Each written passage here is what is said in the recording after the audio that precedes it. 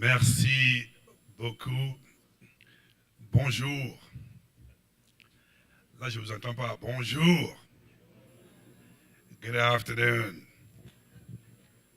Je m'appelle Ibrahima Cherdiong.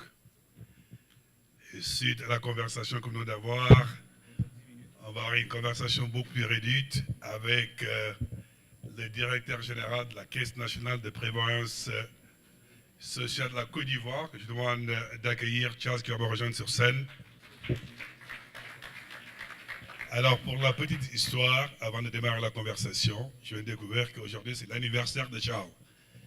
Et je demande donc de chanter pour lui « Joyeux anniversaire, joyeux anniversaire, joyeux anniversaire, Charles, joyeux anniversaire. » Je vois que c'est une surprise. En fait, il a choisi son anniversaire pour venir nous parler.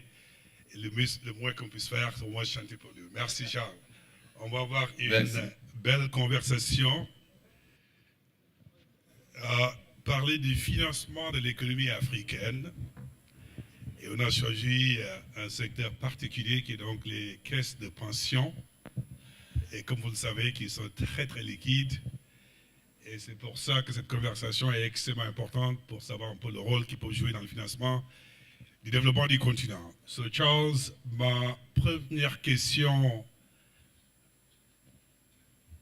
à toi, je sais que tu vas en parler quand tu es dans la salle de VIP, l'importance des caisses de pension dans le financement du développement africain.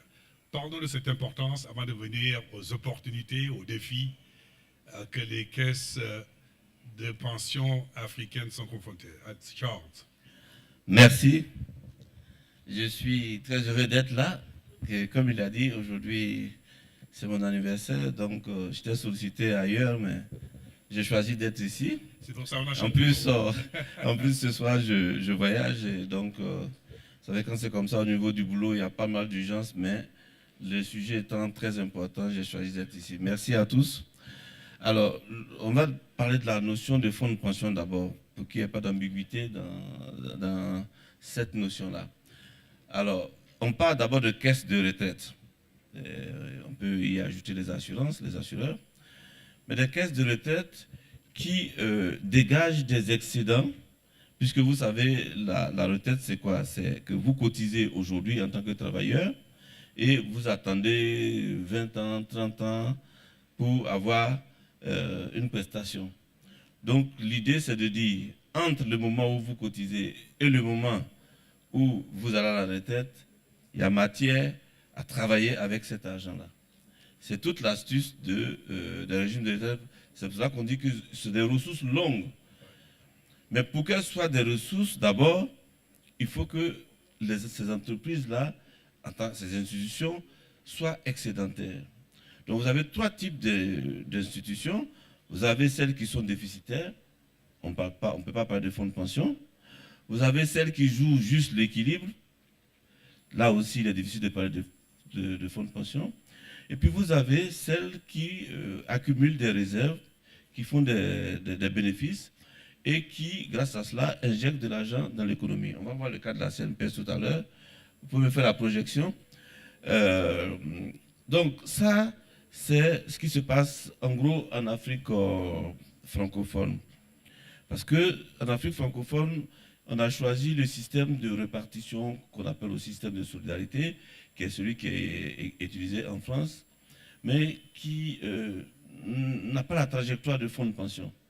Et nous, CNPS, on a dû changer le modèle économique, abandonner ce que nos amis français nous ont appris pour dire on veut tout en restant dans la solidarité, dans le système de répartition, créer des réserves pour être véritablement un fonds de pension. Par contre, quand vous prenez les pays, certains pays anglophones ou bien, oui, en général, qui ont le système de capitalisation, eux, ils sont d'office des fonds de pension. La capitalisation, c'est quoi? C'est de l'épargne personnelle qui est investie pour qu'il y ait un retour sur investissement, mais c'est individuel, ce n'est pas solidaire. Nous, on a choisi les avantages des deux. c'est-à-dire avantage d'un système de solidarité, parce qu'on a besoin de solidarité dans le monde. Je reviendrai là-dessus, pourquoi. Et on a besoin aussi que le système soit pérennisé à travers des investissements. Et j'ai plaisir à dire que le capitalisme, c'est quoi? Les capitalistes disent que l'argent, il faut aller le chercher là où il est. C'est-à-dire chez les pauvres. Ça semble bizarre. Ce n'est pas chez les pauvres il y a de l'argent, mais les économistes, les capitalistes disent il faut aller le chercher là où il est. C'est-à-dire chez les pauvres, parce qu'ils n'en ont pas beaucoup, mais ils sont nombreux. Alors, moi, dans la gestion de ma sécurité sociale, j'ai dit, bon, cet argent qu'on a pris chez les pauvres pour envoyer chez les capitalistes, moi, je rentre dans ce milieu-là. Je gagne des dividendes, je gagne de la plus-value et je ramène cet argent chez les pauvres. Parfait. Charles, on va aller chercher l'argent où ça se trouve. Et parler du sujet de ce forum qui est le financement du développement africain. Donc si on reste un peu sur le financement des PME, des champions à développer dans le continent, quel serait le rôle des fonds de pension que vous êtes pour accompagner le financement du développement du continent? Alors, quand on a changé notre système pour devenir véritablement un fonds de pension, la première année, là où de 2005 à 2011, on était déficitaire parce qu'on était dans l'ancien schéma, dès qu'on a mis en place le nouveau schéma, la première année, on a eu 8 milliards d'excédents, la deuxième année, 33 milliards, la troisième année, 45 milliards, pour atteindre en 2019 100 milliards et pour atteindre en 2023 plus de 200 milliards d'excédents. Et tous ces excédents nous ont permis de passer d'un portefeuille monétaire et financier de 26 milliards, sans compter tout ce qui est immobilier et puis foncier, de 26 milliards à 1000 milliards aujourd'hui. Donc vous voyez, passer de 26 milliards de portefeuille monétaire et financier à 1000 milliards, c'est énorme en l'espace de 10 ans. Et cet argent, on l'a injecté dans l'économie à travers des prises de participation, donc des actions, dans les entreprises cotées comme dans les entreprises non cotées. On a soutenu l'État dans les emprunts obligataires. Je vais vous montrer tout à l'heure les chiffres pour montrer cette évolution importante. Est-ce que vous pouvez me passer les... Attendez, je vais...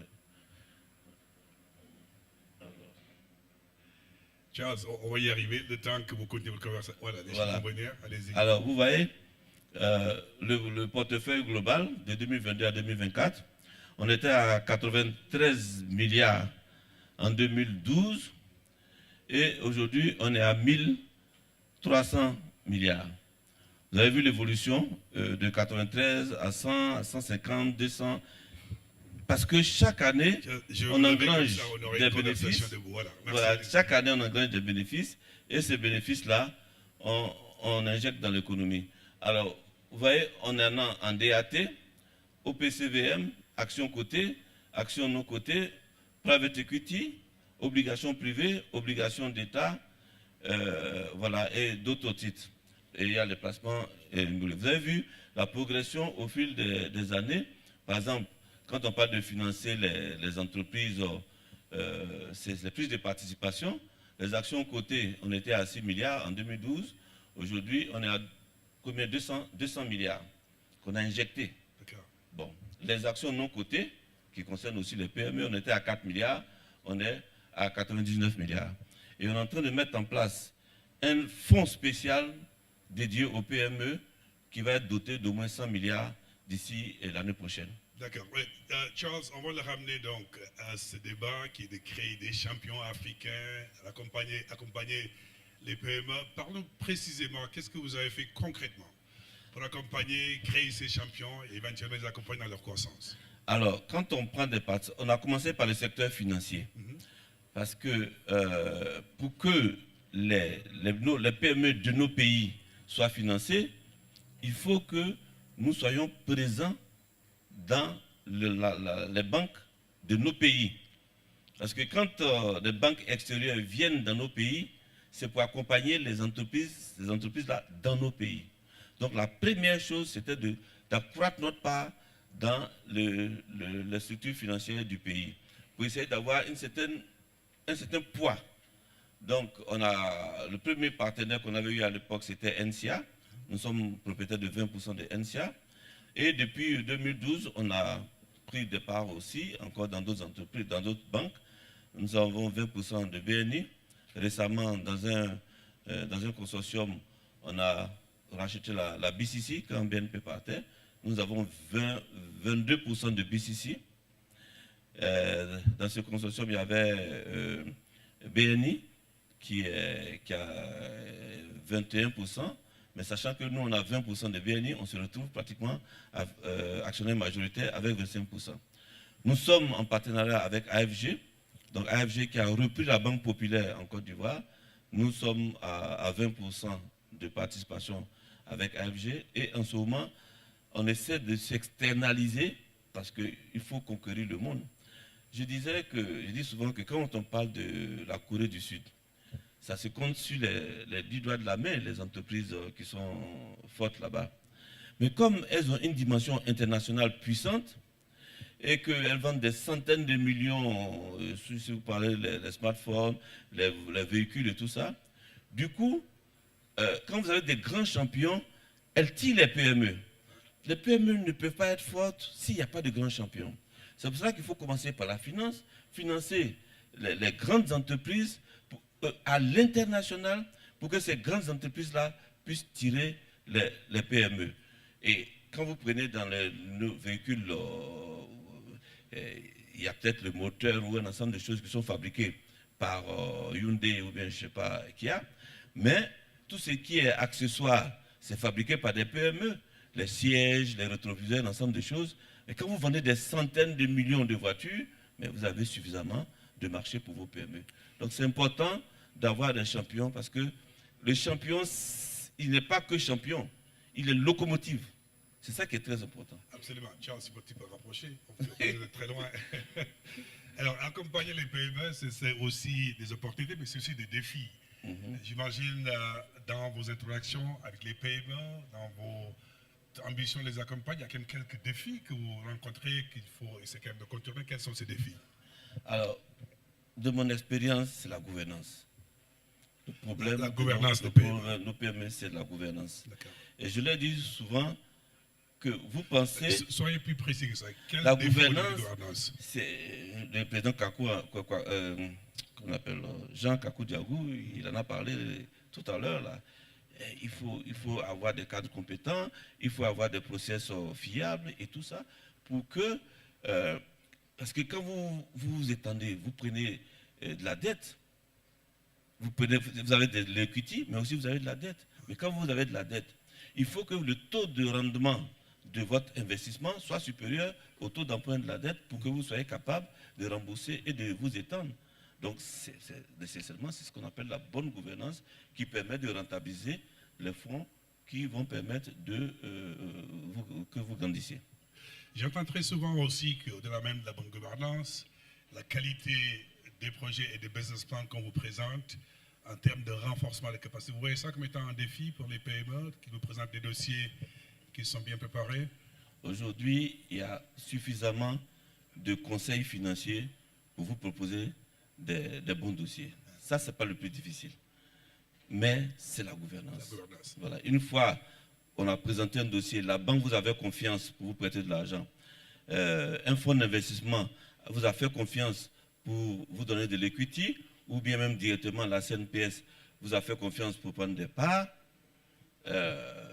Après, moi je gère l'argent de la retraite, c'est pour faire en sorte que si j'ai pris 1000 francs aujourd'hui, je sais que je vais payer ça dans 30 ans, il faut que les 1000 francs deviennent peut-être 30 000 francs. Absolument. Voilà, donc tout l'enjeu est là.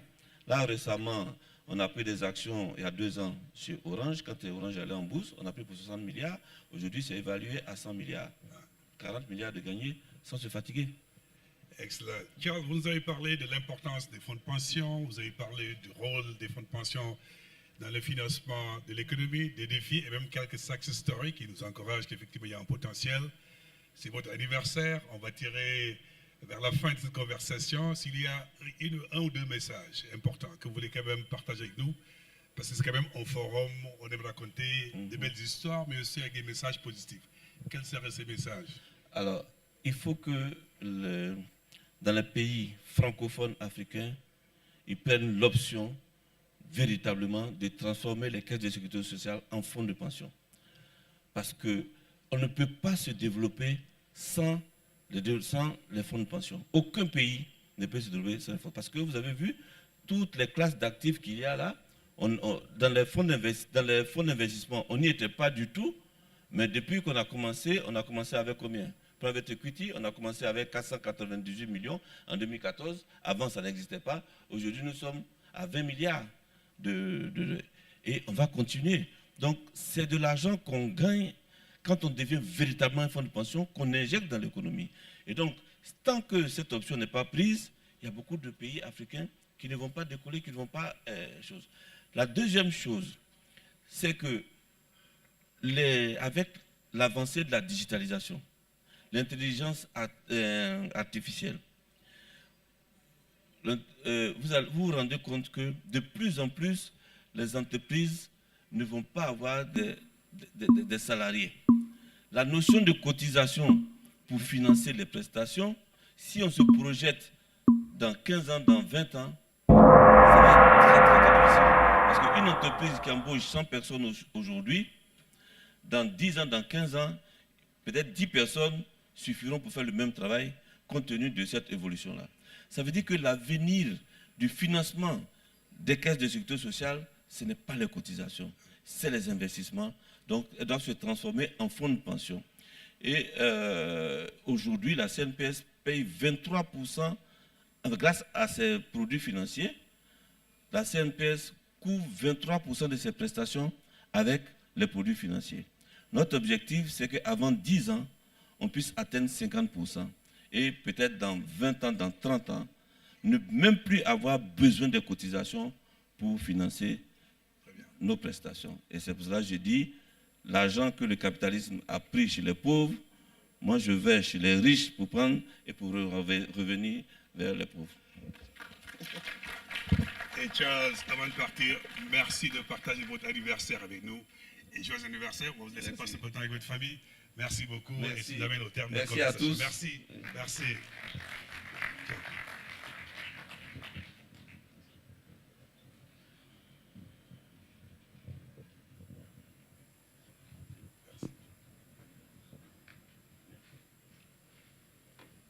Si, merci beaucoup. Merci Ibrahima Diong, merci Monsieur Charles Kwasi.